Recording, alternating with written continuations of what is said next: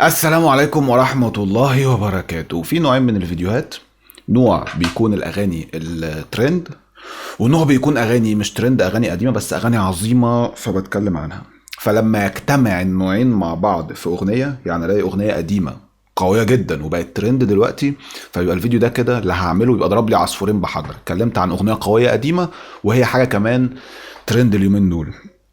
فده حاصل في اغنيه شجر الليمون للكينج محمد منير. هي ترند قوي اليومين دول بسبب فيلم البحث عن منفذ لخروج السيد رامبو. معرفش حتى ده اسم فيلم ولا قصته ولا ملخصه. وبقت ترند لدرجه ان بقى في ناس بتستفز بعض. يعني تلاقي واحد بيقول لك ايه، انت بتسمع الاغنيه دي شجر الليمون علشان هي ترند، انما انا بسمعها من زمان فاحنا مش زي بعض، ما تقارنش نفسك بيا، وي ار نوت ذا سيم. تلاقي بقى واحد تاني يعلي عليه يقول له انت فرحان قوي بنفسك انك بتسمع شجر الليمون من زمان. انا بسمعها من زمان برضو على فكرة، ولكني بسمعها من احمد منيب مش محمد منير اللي هو الملحن الاصلي للاغنية لما غناها قبل منير. فاحنا وي ار نوت ذا سيم، ما تقارنش نفسك بيا خالص لو سمحت. وتلاقي بقى في كلام، تلاقي واحده تقول لك ايه، انا غيرانه على اغنيه شجر الليمون على اساس انها بقت متاحه دلوقتي لكل الناس بتسمعها وعارفاها. في الاول كانت حصري عندها هي بس اللي عارف. ما اعرفش يا جماعه ايه الهبل اللي احنا عايشين فيه وبنتعامل معاه ده. فده طبعا يخلي اللي لسه عارف الاغنيه اليومين دول يقول لك على ايه ده كله، الخناقات دي كلها، ايه رايكم بقى، دي اغنيه اوفر ريتد واشبعوا بيها اصلا مش حلوه. حقه، ما هو حاجه تعصب. هي اغنيه مهمه جدا في الالبوم الاهم للكينج اللي هو شبابيك.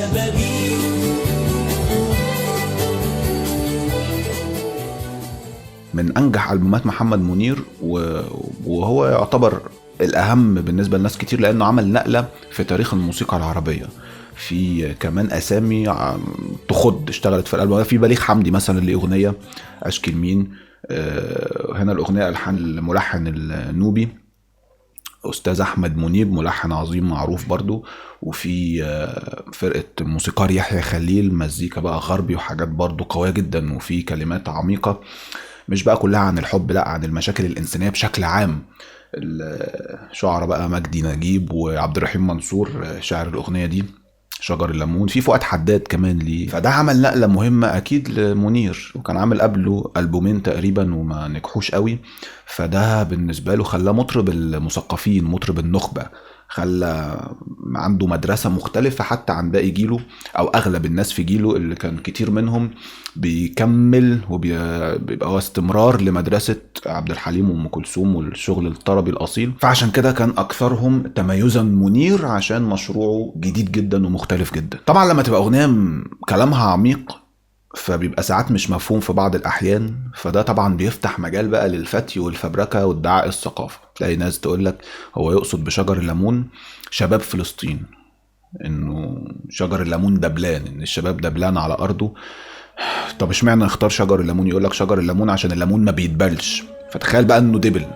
معرفش هو ايه، يعني ايه الليمون ما بيتبلش، بلاستيك يعني ولا ايه؟ يعني يقول لك فينك، ده يقصد بيها المسجد الاقصى، بيني وبينك ايام وينقضوا. ممكن الكلام ده يبقى منطقي، بس هل ده واضح جوه الاغنيه؟ لا، مفيش حاجه من دول واضحه جوه الاغنيه. فبالتالي في ناس اصلا بتقول لك ده كتبها لابنه بعد ما توفى. فلا، انا مش هجيب كونسولته بقى محللين يقعد يشرح لي الاغنيه معناها ايه، مش هخلص كده. فبالتالي ما دام الكلام ده مش واضح جوه الاغنيه فانت اعتبرها زي ما تعتبرها، بس ما تقولش ان الشاعر يقصد كذا، لان احنا ما دخلناش جواه وما نعرفش. هو بالعكس ممكن يبقى سايبها كلام هيحمل اكتر من معنى علشان تناسب مواضيع كتير، عن الهجر، عن الحب، تناسب حاجات كتير. وبس اللي نتفق عليه ممكن ان هي اغنيه حزينه وكئيبه جدا، رغم انك تسمع كلمه شجر الليمون تفتكرها اغنيه منعشه كده وجميله، خصوصا لو حد بيحب الليمون. بس تكتشف لا، شجر الليمون ده دبلان على ارضه، وكل شيء بينسرق مني، العمر من الايام والضي منني، والدنيا رحايا. تكتشف ان رحايا دي آلة طحن من ايام الفراعنه، يعني احنا مطحونين في الدنيا، يا ساتر يا رب. فعشان كده مش نوعي المفضل.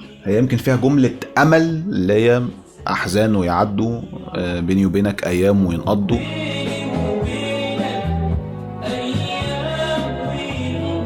يعني ايه، المسألة مسألة وقت وان شاء الله كله هيبقى تمام. بالنسبة للغنى والمزيكا احنا عندنا في نسختين للأغنية، نسخة أحمد منيب اللي هو ملحن الأغنية، نسخة محمد منير بعد كده في ألبوم شبابيك. نسخة أحمد منيب يمكن فيها روح وهوية الأغنية نفسها، لأن هو اللي ملحن الأغنية، مزيكتها مزيكا نوبية.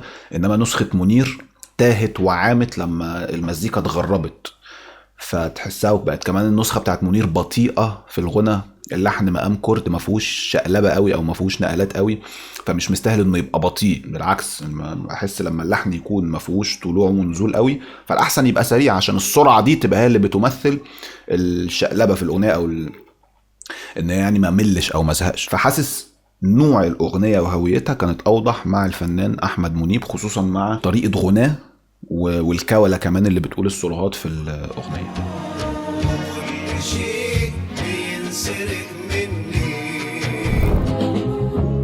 كل شيء بينسرق مني. طب ليه نسخة منير أنجح والناس بتسمعها أكتر؟ طبيعي ومنطقي، ده الكينج يعني، صوته بقى جزء من الثقافة المصرية والهوية بتاعتنا، غصب عننا بنتحيز له، فخلينا منطقيين. يعني أنا بالنسبة لي الأغنيتين تعادل، الاتنين ما برجع لهمش قوي. عندي في الألبوم ده بشوف أغاني أقوى، يعني أحب مثلا أشكي مين ألحان بليغ حمدي أقوى، أحب شبابيك أقوى، الليلة يا سمرة، بالنسبة لي كل دول أقوى من شجر الليمون. وفي كلام إن الأغنية دي والألبوم كله كان بيتسجل، مش كل آلة بتدخل تسجل التراك بتاعها أو التيك بتاعها، ان كلهم كانوا بيسجلوا مع بعض، وده يعني بيزود روح التفاعل والتناغم والتوازن ما بين الآلات الموسيقية. يعني ده كلام حلو نظريا يبان انه حلو، بس عمليا ما اعتقدش ان ده بيبقى افضل، لانه دلوقتي مبقاش فيه الكلام ده خالص، بقى كل آلة بتخش تسجل تراك لوحدها. فمعنى ان احنا وصلنا للمرحلة دي ان خلاص بقى ده الافضل وده اللي بيدي كواليتي اعلى، لانه برضو سولوهات كتير في الالبوم كانت بتتلعب بالكيبورد مش بآلة لايف، يعني بصوت الكتروني مستعار. فبس في جميع الاحوال يعني كل نقط الضعف دي لو اعتبرناها نقط ضعف ما عملتش مشكله، ما اثرتش قوي، حاجات مش ملحوظه. قولوا لي رايكم، عجبك الفيديو لايك شير سبسكرايب وشكرا.